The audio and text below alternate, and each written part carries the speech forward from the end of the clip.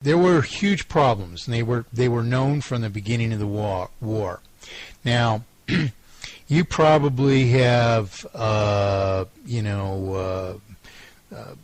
been presented some rudimentary explanation of history, and if you're really compelled for some reason to dig to the bottom of things, for maybe you smelled a skunk about something, and that compelled you to study, to look for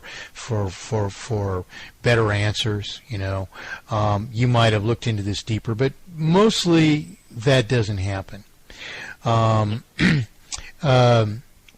And when this war broke out, when the United States went into it, which wasn't too long after Kennedy was assassinated,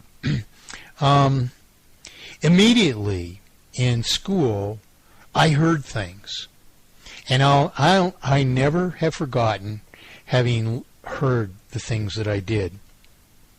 Now, you probably read, at least heard of the Gulf of Tonkin resolution. But what did it amount to, actually, the Gulf of Tonkin resolution?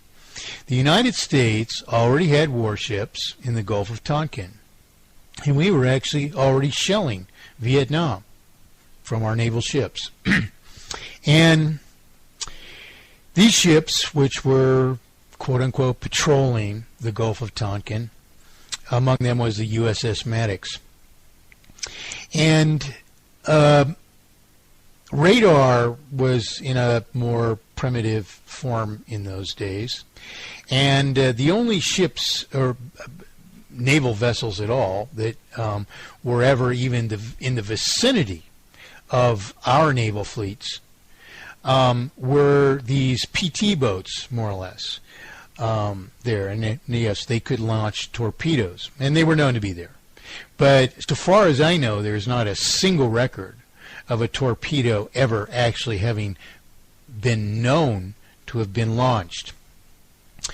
And what was going on in those days is the radar, when they had heavy seas, the radar would pick up a wave as if it was a massive object moving rather slowly for a torpedo, but still a potential a reading which potentially indicated a torpedo, and of course, so the radar crews were obliged to report immediately to the captain whenever, nonetheless, and these blips on the radar were observed.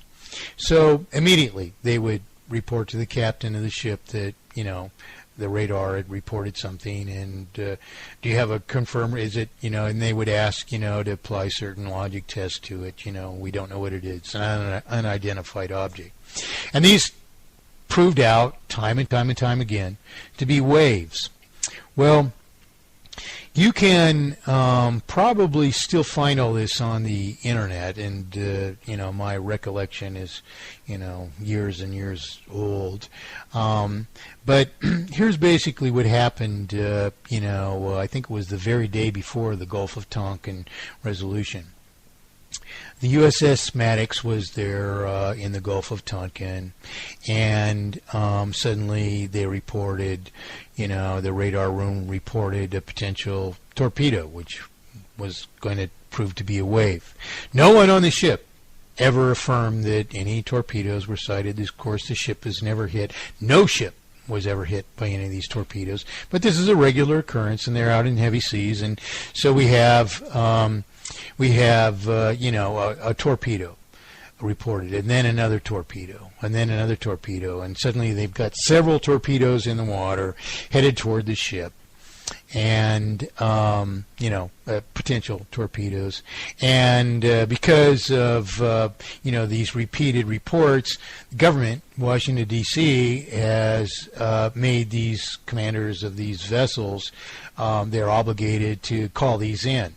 So the captain of the ship has to call. I don't know how it happened. Either the report goes to the Pentagon. The Pentagon notified Secretary of State Robert McNamara, from the Kennedy administration, Of course, Kennedy's already been killed, but he's a holdover, an artifact, if you will. So anyway, so many torpedoes are supposed to be in the water, and one way or another, Robert McNamara is put in direct telephone contact with the ship. And he's querying this captain, well, sir, have you positively identified them? And he says, no, sir, we have not, And you can actually get the transcripts, and you can actually listen to this whole conversation. I have done it. I have found it on the internet, okay? So you can do this to this day. So, anyway, there's like 3 or 4 torpedoes in the water, and all of a sudden the radar room calls up while the captain's on the phone with Robert McNamara, and they report a 5th torpedo, and then a 6th torpedo, and all of a sudden there's like 9 torpedoes in the water, okay, all proceeding at the speed of waves, which kind of tells you something, and in the end of this conversation, Robert McNamara is not settling for a non-affirmative answer. And the very end of this discussion, he's repeated his question over and over and over to this captain. The captain is obvious, you can tell from his tone of voice and everything. He realizes that McNamara is just not settling anything but an affirmative, that these are torpedoes in the water. And finally, McNamara, he's practically shouting at him, and he's insisting, sir, have you or have you not torpedo readings and readings of torpedoes in the water at your targeting your ship, and finally the captain relents, and he goes, his final answer is, I'm not sure I'm quoting him exactly, but it amounts to this. He finally, long pause, he goes, well, yes, sir, long pause, I think so. That's it. That's it. The next day, no one on these ships. I mean, I heard in school a few days later, we passed this Gulf of Tonkin resolution. We're at war with Vietnam.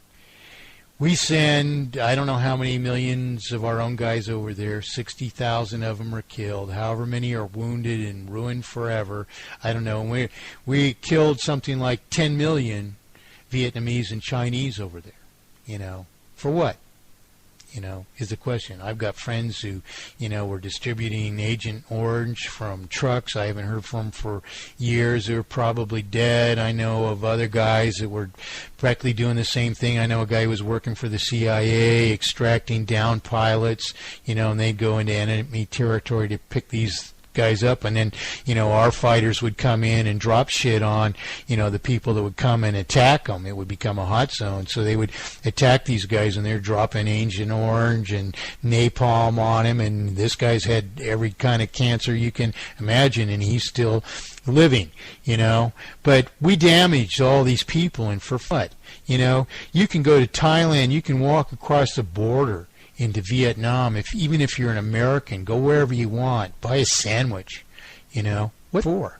And this is a kind of a thing that we have to take responsibility for as a people, but when it comes down to, these are the facts.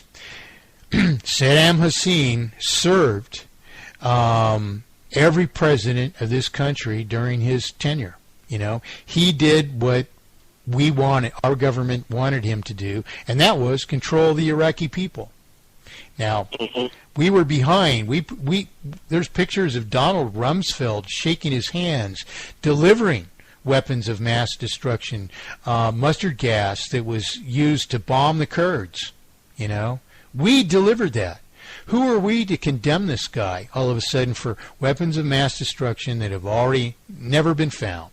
That he was purchasing yellow cake uranium when, that's this whole Valerie Plame thing, that shot him down, that shot Bush down because, they're trying to tell him, the people that know are saying, absolutely not. They weren't purchasing this stuff at all. They have no nuclear capability at all. Now, this doesn't necessarily apply to Iran, of course, right now, but nonetheless, Hussein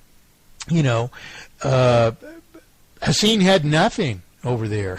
He was wiped out from the first Gulf War. Well, why did we allow him to serve our purposes all this time. We could have taken him out in the first Gulf War easily. We left him alone. Why? Because he was going to keep the peace in Iraq. And then why did we go back and take him out? One thing and one thing only, and I was paying attention to the news, and this just jumped out at me. It just jumped out at me. Saddam Hussein announced that he was going to create what's called an oil bourse. That is, he was going to quit trading oil in dollars. Why? Because he held a shitload of them, which were all going to lose their value when this economy inevitably collapsed. Okay, so he sought to trade oil in further currencies, which is actually just a smart thing to do, given all the conditions that exist around us, okay? But that is when we took him out. Why? Because his divorce from the dollar would have precipitated a worldwide divorce from the dollar, which is inevitable, and that would have brought the world economies down, if and only if the Federal Reserve wasn't doing all these things which I prescribed to the Reagan administration back in 1979, not for the purpose of pretending to solve or artificially extending the lifespan of this lie of economy, but instead for proving that everything that they can do itself has a finite lifespan, which only proves the complete, absolute terminal faults of this huge lie. And the Reagan administration went on its merry way anyway, you see. So we're really forcing our own armed services people to do things which they should hold against us forever. Who are we as a people to not see what the real reasons are, you know?